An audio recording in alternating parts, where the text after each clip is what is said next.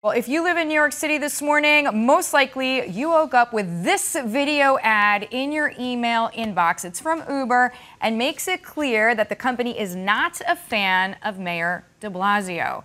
The clip dramatically urges New Yorkers to push back on a bill that would allow Uber and its drivers on the road over the next year.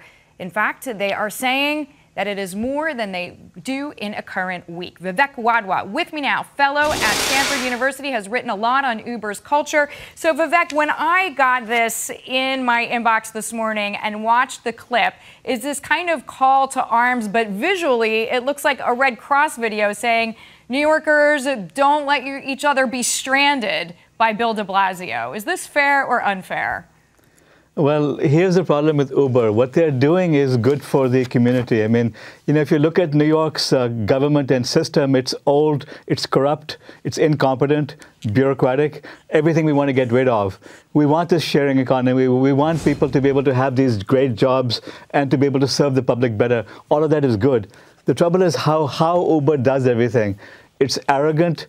It walks over governments rather than trying to negotiate with them, like Airbnb does, like Google does, like the other tech companies do. They walk over them. They think that they have so much money in the bank that they can buy anything that they want. And this is what is creating the problems and why it's making them and the sharing economy so unpopular is their attitude and their ruthlessness in doing these things. So you're saying essentially it is a bad poster child for the sharing economy, but from what I hear what you're saying, some of these businesses, even Uber's business, is a good idea, but the style and the aggressivity of management is kind of ruining it for everybody.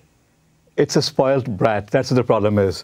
All right. Well, Uber was a good kid doing this. We would be cheering it. We would be patting the child on the back. Vivek, what about the idea, and just to clarify, it seems as if in New York City, the mayor, Bill de Blasio, wants fewer Uber drivers added as time goes on. So in other words, adding fewer drivers on the roads over the next 12 months than what Uber is currently saying it adds in a given week. So this is, as Uber sees it, a dramatic effort to curb what they say is hiring. So Uber saying, hey, we're trying to give local people more jobs. How can you have a problem with that?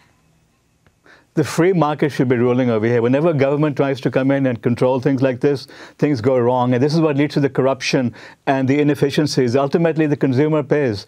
Ultimately, New Yorkers are going to get really bad service. They're going to be, and Uber is going to be charging higher surge fees and so on and so on. Better let just the market sort itself out. That the taxis should also be using technology. Flywheel, for example, would be a great technology for them to be using so they could compete head to head with it. Let everyone compete. Let the free market do its magic. That's how this community wins. That's how America wins. That should be the message that Blasio gets. Vivek, I know that you, essentially implied that Travis Kalanick is brat, or there is a bratty culture. But Uber did hire David Plouffe. I mean, they are trying to bring, let's just say, more adults into the room. Do you feel like this ad and this appeal to local jobs is Plouffe's work? I think that ad was beautiful. When I saw it, I was also touched. I was saying, yes, I support Even Uber. Through your cynicism. It's a great ad, but like I said, they should have been negotiating for the last 2 years and winning public support over a period of time. And then it would have been smooth sailing and we wouldn't be having these ugly battles. Uber keeps doing it to itself. It keeps now creating a situation in which it becomes a bully, it becomes hated versus respected and cheered on. I would be cheering Uber if they were doing things the right way. Just like I've been cheering Airbnb. It's doing great things. Look at what Airbnb is doing in Cuba. It's opening up markets. It's a win for them. It's a win for us. That's what Uber could be if they did things the right way. What do you make of this whole dispute in the vein of Uber being its own worst enemy, where essentially the state of California asked for particular paperwork and Uber said, you know what, we've given you everything that you need? Yeah, and this is Uber's fault because it, like a lot of the major tech companies, don't understand things like disability laws.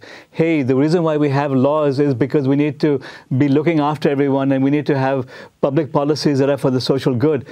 Uber is so arrogant that it seems to think it can walk over everyone, including the disabled. So on that one, Uber is wrong. It should be abiding by the laws and be providing the services that are expected of any company. And so the this is what the disabled, problem we know, is in reference to the passengers, right? That's what the state of California wanted to know. Exactly. Who are your passengers? Right. How many are disabled? Are you serving them properly? And Uber said basically, don't worry about it.